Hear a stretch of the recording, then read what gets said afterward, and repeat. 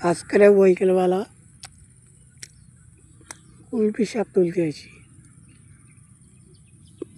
দেখো কুলপি শাক তুলেছি। এটা খেলে খুব কার্যকার্য হয়, খেলে গায়ে রক্ত হয় খুব। এই শাক সেখানে পাওয়া যায় না, হাটে পাওয়া যায়। হাটের শাক হচ্ছে হাটের শাক নানা রকম স্বাদ দিয়ে তৈরি হয়।